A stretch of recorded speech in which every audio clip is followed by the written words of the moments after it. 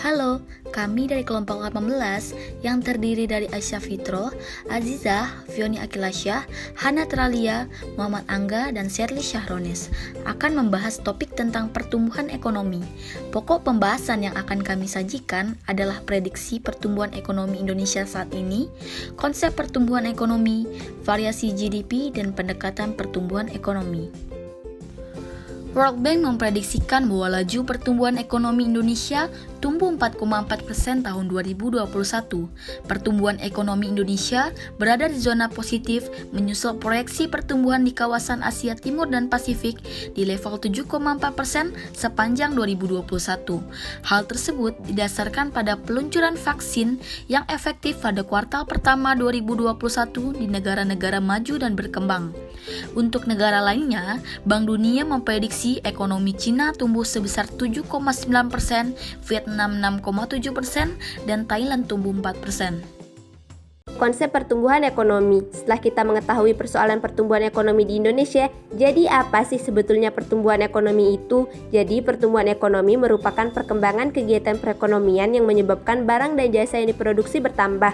Selain itu, pertumbuhan ekonomi juga dikatakan sebagai proses kenaikan kapasitas produksi suatu perekonomian yang diwujudkan dalam bentuk kenaikan pendapatan nasional. Variasi GDP, biasanya pertumbuhan ekonomi digambarkan oleh GDP atau yang disebut Gross Domestic Product. GDP memiliki banyak variasi seperti GDP vs GNP, GDP per kapita, GDP nominal vs GDP real, dan GDP potensial vs GDP aktual. GNP merupakan nilai total dari semua barang dan jasa yang diproduksi dari faktor-faktor produksi yang dimiliki oleh penduduk suatu negara dimanapun berada. Seperti perusahaan Indonesia yang berada di luar negeri juga dihitung sebagai GNP negara Indonesia. Sedangkan GDP mengukur total output suatu negara secara keseluruhan yang dihasilkan setiap pelaku ekonomi di suatu negara. Pendapatan per kapita adalah besarnya pendapatan rata-rata semua penduduk di suatu negara. Pendapatan per kapita didapatkan dari hasil pembagian pendapatan nasional suatu negara dengan jumlah penduduk negara tersebut. Pendapatan per kapita sering digunakan sebagai tolak ukur kemakmuran dan tingkat pembangunan sebuah negara. Naiknya pendapatan per kapita bisa mencerminkan bahwa negara atau lebih spesifiknya masyarakat lebih makmur dibanding masyarakat negara lain. Setelah memahami pendapatan per kapita, kita akan mempelajari tentang GDP normal versus GDP real. GDP nominal mengukur nilai output pada periode tertentu berdasar harga pasar atau harga yang berlaku pada periode tersebut. Misalnya untuk mengukur GDP 2021 digunakan patokan harga di tahun 2021, begitupun di tahun-tahun yang lainnya. Sedangkan GDP real mengukur nilai output dari satu periode tertentu berdasarkan pada harga dasar atau harga konstan. Misalkan harga pasar yang ditetapkan pada tahun 2017, maka untuk menghitung GDP 2021 digunakan harga yang berlaku pada tahun 2017.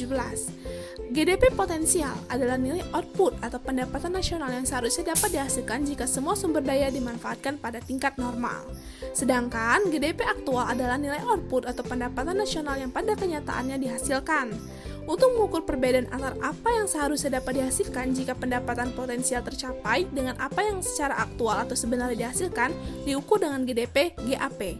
Jadi apabila GDP potensial masih lebih besar dari GDP aktual, maka di situ menunjukkan adanya sumber daya yang belum dimanfaatkan dan pengangguran yang tinggi.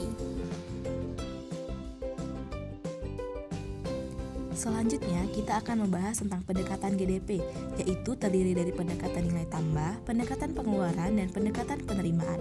Yang pertama, pendekatan nilai tambah, yaitu muncul karena adanya masalah perhitungan ganda atau double counting terkait produk antara dan produk akhir, yang hasilnya diperoleh lebih besar daripada nilai sebenarnya. Oleh sebab itu, untuk menghitung GDP harus digunakan pendekatan nilai tambah, yaitu nilai output dikurangi nilai input, sehingga nilai GDP merupakan penjumlahan total dari nilai tambah tersebut.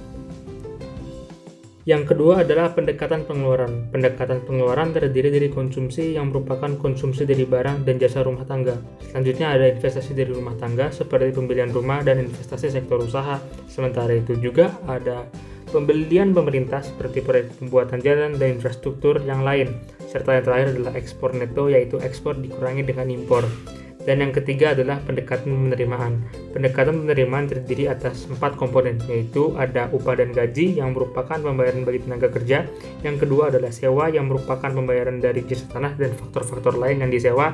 Yang ketiga adalah bunga, dan yang keempat adalah komponen usaha yang berasal dari pengusaha.